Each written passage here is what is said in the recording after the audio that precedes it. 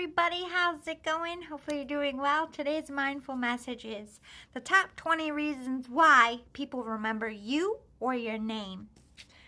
All right, so I'm going to jump right in here.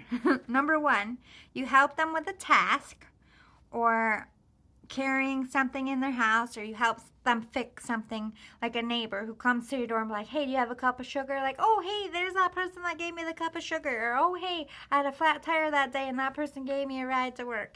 You help them.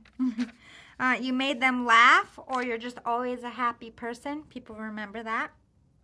You could have donated to a cause, or like bought their kids Girl Scout cookies. You could participate in similar activism together, or you live in the same community, like you live a couple streets over, maybe your kids play together, be like, oh, that's so-and-so's mom, my kid's friend. Maybe you just have a unique look or a funny laugh. People remember those things. Or some kind of look that's unforgettable in some way, even if it's like a scar, a birthmark, something like that. Or you have a unique skill set. If you're known for something, like you play the guitar, you sing, you're an artist, you make quilts. People remember that kind of stuff. If you have a musical talent, people remember people who know how to sing good. Or the same with like people who put on plays in high school, theatrical people. If you were ever someone's boss or a teacher, or you're currently someone's boss or a teacher of somebody's, like they always remember your name because, hey, that's my teacher, or hey, that's my boss. If they saw you on the news for something, good or bad, or if you ever played in a game that was like really well known in your area, if you ever made the paper in some sense. If you lived through something severe, tragic, or were involved in some kind of controversy, people remember your name. If you were very popular in school, people remember you. If you have a lot going on as far as the community, you host a lot of parties and a lot of events, people want to get in the door and see what the fun's about, people will remember your name. If you're a frequent customer of their business, or if you ride a bus together, or if you are a bus driver yourself. If you had a confrontation or an argument with someone, or a fight, you're always going to remember each other's names. If that person is an activist or a politician, or someone who's very vocal in the community. If that person is wealthy and can give someone an opportunity, like going to them for a job, or going to them for a donation, or just, trying to get their foot in the door in the industry. People know those people's names and try to meet them and get to know them. If you played a sport together, or just played together as kids, if you lived on the same street, that kind of stuff, people remember your name. If you live next door, if you work in the same building, if you're a doorman at their apartment complex, if you service them on a daily basis, like, oh, that's Flo, she's my diner server, I sit in her section every time, I love her, like people remember your name for that stuff. If you kept their secrets and stood up for them against others, or when you weren't around, people always remember you for that. If you are known for a reputation in your area, good or bad, people will know your name before they know you. If your kids are friends, or if your pets get along at the pet park, they'll remember your name. If you donated your organ to someone, they're always going to know your name, even if they passed away to do it. If you sponsored a family for Christmas, like if you take a tree and like that family knows your name, like, oh, that's the family that gave me a Christmas that one year. If you gave someone a place to stay when they were really down and out, even if you never talk again, that person always seems to remember you. You help them out. Let's talk about the top 20 reasons why you are disliked or gossiped about. Flip the script a little. All right, so 1, you're just arrogant, you have a big ego, you're never wrong. It's always the other person and never you syndrome.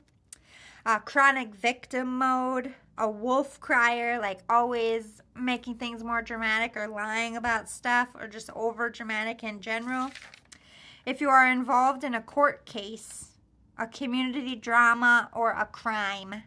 Like if you're just like an overall scumbag gangster, people talk shit about you and just don't like you in general.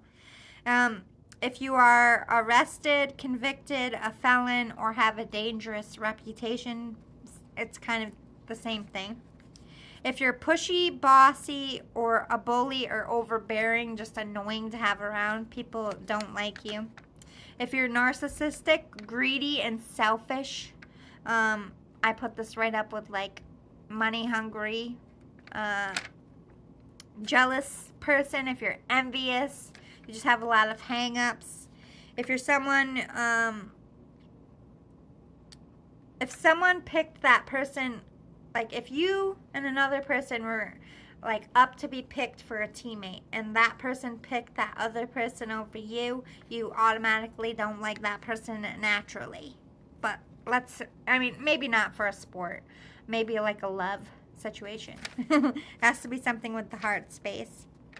Wanting, if you're just somebody who wants to get even or tarnish someone's reputation, just to be vindictive.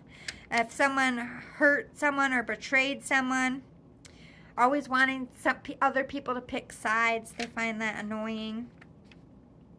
If you have a lot of kids with different partners, or you just chronically date, you're always having a new person, or you're just a sex addict. If you're an addict of any kind, or if you're going through an illness, people talk about that. I don't know why people do that. That's so rude, but it's on the list. If you are a thief, if you've robbed people, if you are a known liar or cheater, if you abuse people, animals, or other people's property, if you are known to be racist or a bigot or a sexist, if you're homophobic or anti-religious or very religious. It goes either way. Either they don't like you because you have no religion, or they don't like you because you have one. Both were on there. If you get an abortion, people are dicks and judge, but do you, boo-boos. If you lose a baby, same thing. People talk shit. I don't know why.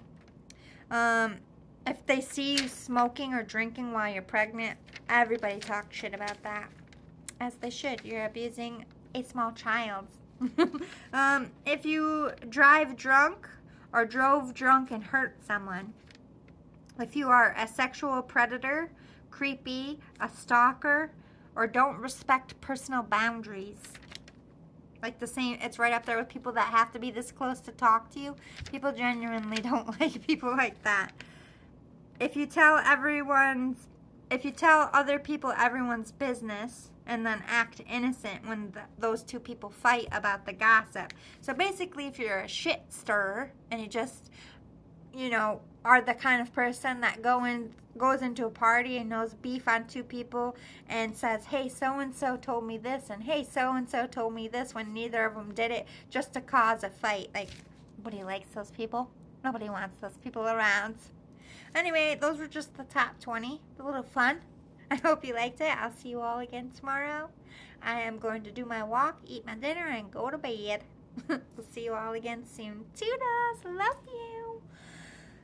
It's the holiday season. Be kind and be happy. And anyone who threatens your kindness or happiness, talk to the hand, because my heart don't want to understand your bitterness. I represent joy to the world. I love you. Bye.